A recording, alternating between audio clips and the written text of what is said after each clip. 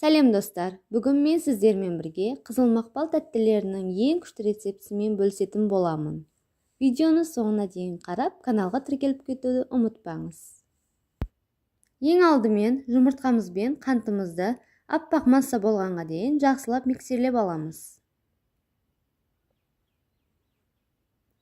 Разрыхлителімізді онымен араластырамыз. Айранымызға қызыл боя қосамыз. Менде топ декор.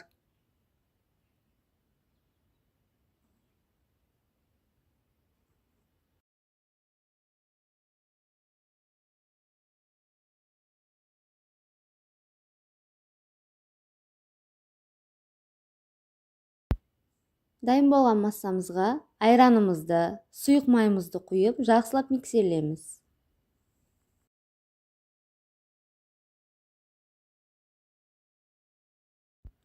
Енді массамызға унымызды аз-аздан салып отырып, біркелкі қою масса болғанға дейін жақсылап миксерлейміз.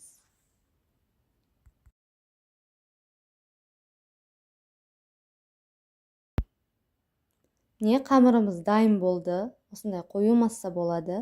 Енді оны пергамент немесе фольга қағазға салып, жақсылап бір тегіс етіп, жұқа етіп пісіріп аламыз. Оны осындай формамен кесіп шығамыз. Осы рецептімен осындай тәттілерді 40-50 дана шығаруыңызға болады. Енді кремді дайындауды бастаймыз. Салқын сливкиімізге салқын болып тұрған сгущенкамызды қосып, жақсылап қою масса болғанға дейін миксерлеп аламыз. Креміміз дайын. Басқа да кремдермен де қолдануға болады. Менде осы рецепт.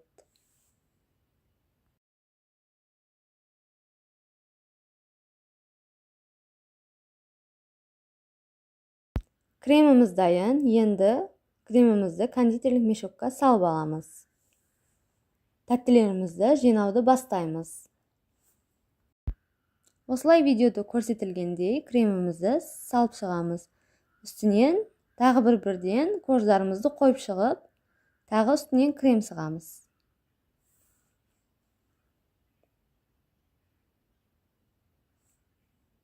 Осылай қалдырсаңыздар да болады, бірақ мен үстінен тағы бір корж салдым.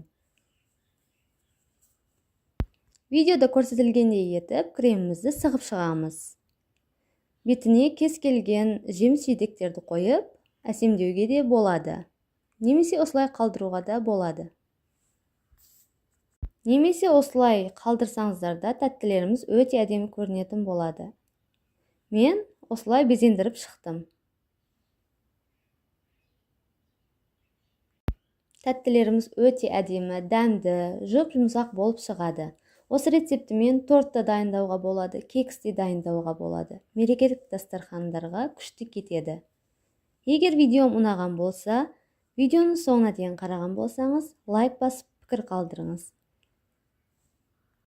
Келесі видеоларды өткізіп алмас үшін каналға тіркеліп кетуді ұмытпаңыз. Келесі видеода мен сіздермен бірге қызыл мақпал тортын бөлісетін боламын. Видеоны соңына дейін қарағаныңыз үшін рахмет.